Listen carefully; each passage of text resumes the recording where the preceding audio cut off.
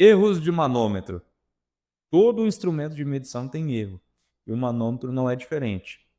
Se você quer ter um manômetro mais confiável, então eu já recomendo você logo adquirir um manômetro de classe A, que me informado que ele é um manômetro de classe A, que significa que ele segue uma norma, e para manômetros a norma que a gente trabalha é a 14105/1, para manômetros analógicos.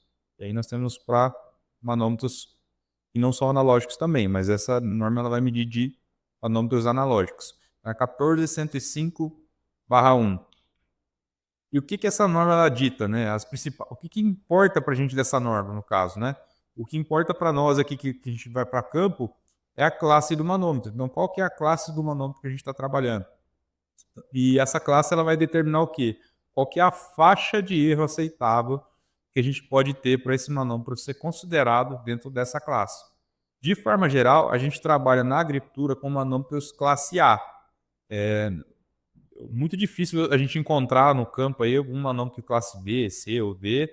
E manômetros classe acima da classe A normalmente são manômetros mais caros, que requerem calibração e que geralmente são para níveis mais laboratoriais.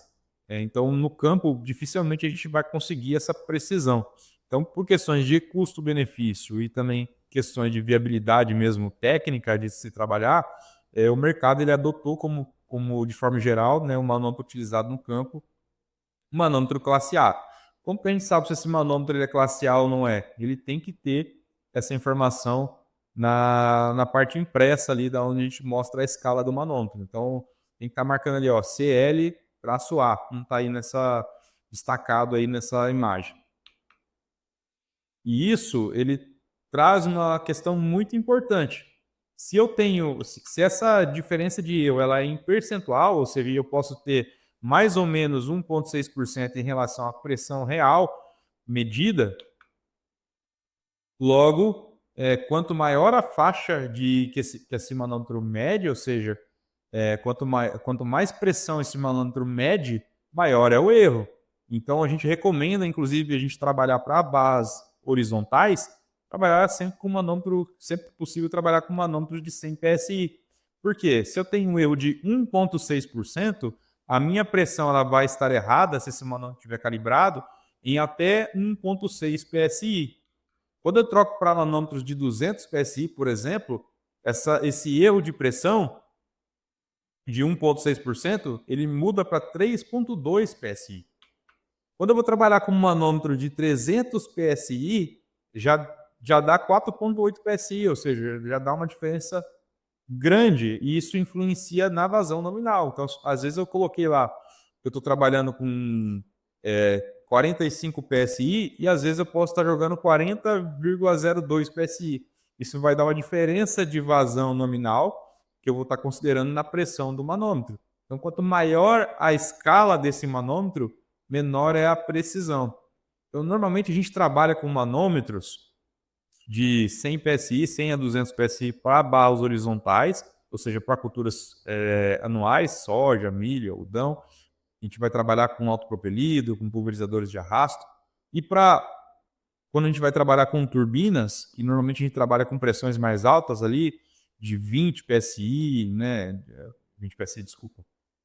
20 bar de pressão, 15, 10 bar de pressão, são pressões mais altas. Normalmente a gente tolera um erro mais alto, mas é porque eu trabalho com uma pressão mais alta também. Então, para não ultrapassar aquela faixa de trabalho que a gente tem no manômetro. Então, aí a gente trabalha geralmente com manômetro de 300 PSI. Mas, infelizmente, a gente ainda encontra esse tipo de manômetro no campo e não está muito bem definida ali a classe, né? Não é um manômetro de classe A e que está medindo uma pressão absurda. Então, a gente tem aqui, por exemplo, esse manômetro está medindo 900 PSI. Então, imagina se esse manômetro ele fosse um classe A, ou seja, que é uma precisão altíssima, ele teria um erro de 1,6%. E aí, se eu tenho um manômetro, um erro de 1,6% num manômetro que mede 900 PSI, logo eu tenho 1 bar praticamente de pressão, 14,4 PSI de erro. Então a gente tem que ficar muito atento, tanto para usar o manômetro na barra, para ver se a pressão está checando no bico, quanto no manômetro que o que o produtor está utilizando no pulverizador para poder regular a máquina. E às vezes a gente não consegue chegar numa pressão ou não consegue trabalhar com a pressão do bico, às vezes trabalha fora das condições, simplesmente por erro de manômetro. E o manômetro é uma peça barata hoje. Para você adquirir essa peça aí, você vai gastar em torno de...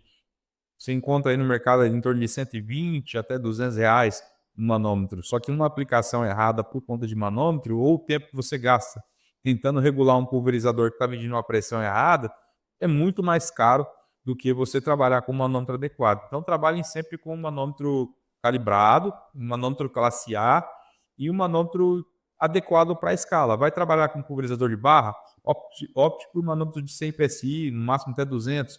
Vai trabalhar com turbo pulverizadores? Opte por manômetros de no máximo de 300 PSI de escala, que vai atender bem e é o máximo de precisão que você consegue ter na classe A. E na próxima aula a gente vai falar sobre vazão. Nós já discutimos todos os conceitos aqui de pressão, já falamos sobre o erro que o próprio manômetro tem. Então eu espero que tenha ficado claro. Se tiver alguma dúvida, deixa a dúvida aí nos comentários, que a gente vai estar respondendo as dúvidas de vocês. E nós vamos falar sobre vazão nesse momento.